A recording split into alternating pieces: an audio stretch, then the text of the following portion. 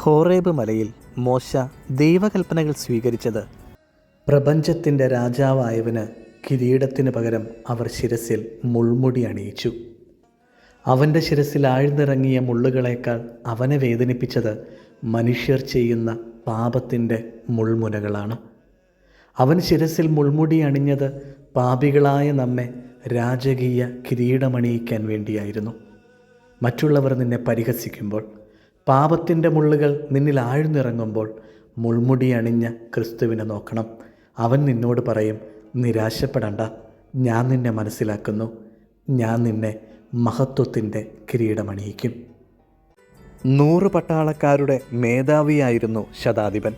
ഇതിനു മുൻപ് അവൻ യേശുവിനെ കണ്ടിട്ടില്ല, അവനെക്കുറിച്ച് കേട്ടിട്ടില്ല, അവൻ പ്രവർത്തിച്ച അത്ഭുതങ്ങളെക്കുറിച്ച് ആരും അവനോട് പറഞ്ഞിട്ടില്ല.